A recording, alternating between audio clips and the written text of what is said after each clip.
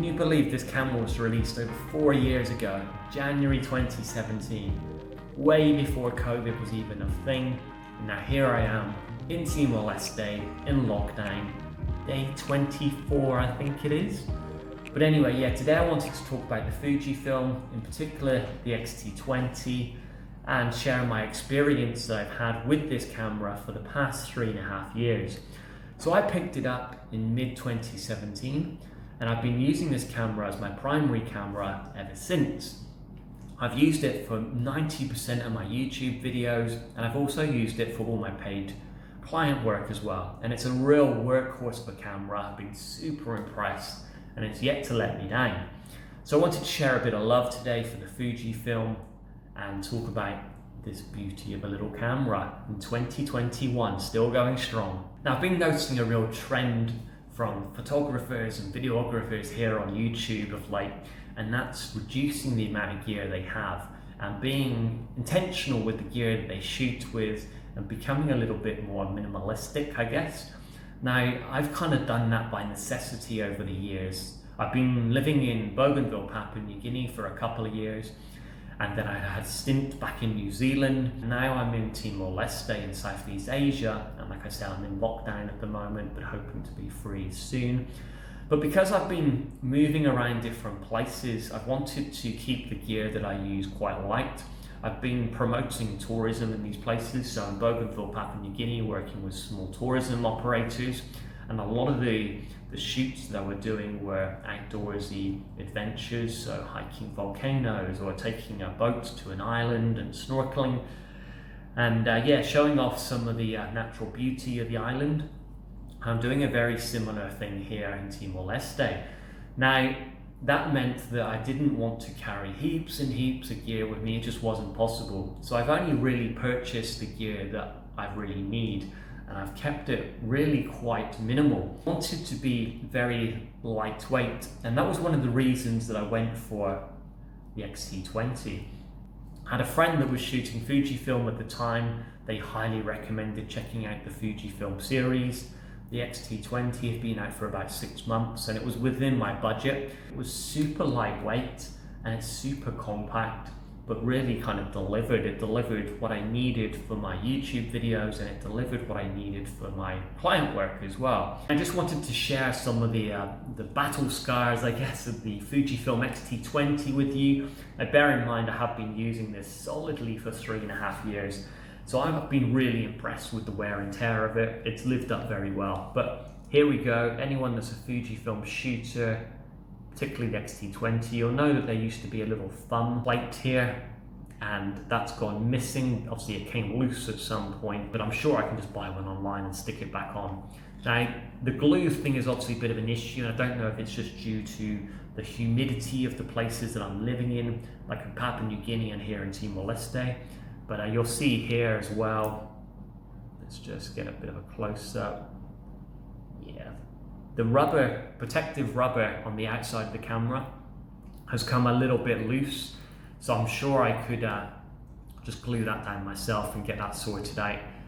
It's not causing a big issue for me at the moment. You know, the camera is still performing very well. And so yeah, I'm happy at the moment. And obviously, like I said, I'm in lockdown, so I don't have many choices to go out and fix that at the moment.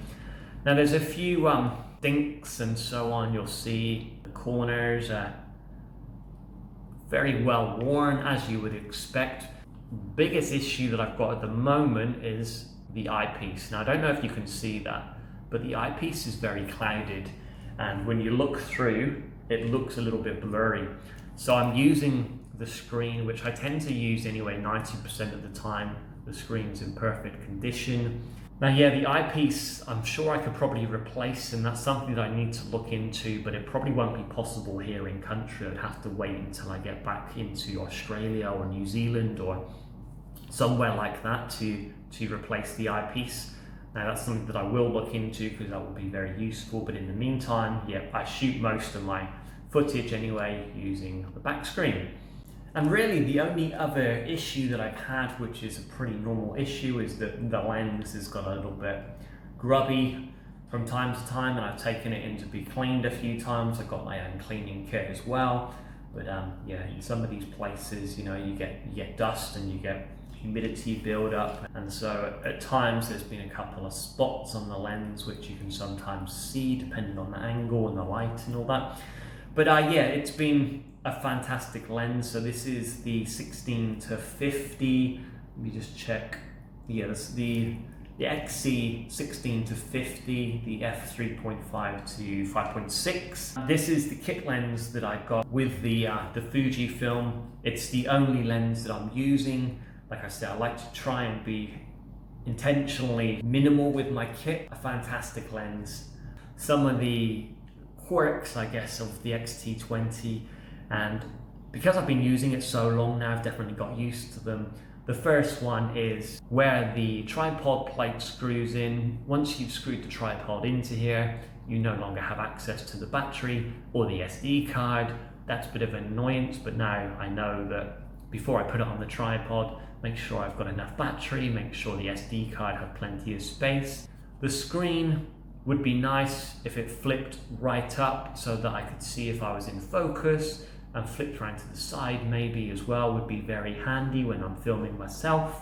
And one of the small annoyances with the X-T20, but I've got used to it now, is the microphone jack. It's a 2.5.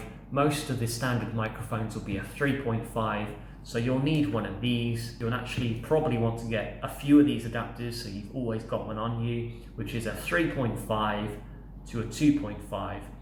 Like I said, I keep about 4 or 5 of these on me, different places, so that I've always got one and I never get to a shoot and don't have this on me, because then, you know, if you don't have this, you can't use your microphone. Now, just quickly, the microphone that I'm using is the Rode video mic. I love it because it's batteryless, it runs off of the camera, and therefore, once again, I never get to a shoot and I don't have any battery in my microphone. It's one of those things I just don't have to worry about. I know if I've got charged batteries for the X-T20, the microphone's gonna work as long as I've got this little adapter. Now, they're just minor things. Like I said, I've got very used to those things over the years, just get that back in focus. But everything else has been very positive. And the strap, look at this, look how much wear that has had. Now, in terms of performance, I'm still really impressed with the X-T20, even in 2021. I'm shooting mostly video and 1080p. It does have 4K capability, but a lot of the places I'm living, the internet is very, very poor, and trying to do anything in 4K when it comes to uploading to YouTube or working with clients is a real nightmare. But it is handy to have the 4K when I sell stock footage, stock video footage. I tend to shoot a lot of that in 4K, and then when I'm somewhere that has excellent internet, I can upload it all and sell it that way. So it's good to have the 4K, but generally, yes, I'm using the 1080p, and that looks amazing. And for me, when I'm making a YouTube video using the X-T20, I know that if I get the lighting right, that what comes out of camera really needs minimal edits. It needs minimal color grading. I do a little tweak on it here and there. Sometimes I may reduce a little bit of the saturation. But generally, yeah, it's very small, minor tweaks. And I'm really impressed with what comes out of camera. And that goes for the photos as well. The photos still look amazing, super sharp. The colors are very good. Now, I've taken this in a lot of places. It spent 2 years in Bougainville, Papua New Guinea with me. It went through some tough times. We hiked to the top of a volcano with it. I was shot at the volcano with this. It's been slung in many a bag and many dry sack when on boats. Lots of sing-sings and cultural events, and got some fantastic shots and video with this, got some awesome memories. And here in Timor-Leste, it's doing much the same, or at least it was before lockdown. It's been on lots and lots of hikes, and it's going to hopefully go on lots and lots more. And produced, I think, over 150 videos that are all here on YouTube. Yeah, it's still going strong. I've had no technical issues with it. It's really been delivering, and I've been really impressed. So just a quick video today to share a bit of love for the Fujifilm, and in particular This little X-T20, a beauty of a camera, still going strong after 3.5 years, and long may it continue. I hope you enjoyed the video. If you did, give it a like. Drop me a comment below and let me know if there's a camera that you're using that might be slightly older now but you just can't give it up. And also hit the subscribe button, and we'll see you soon. Cheers guys.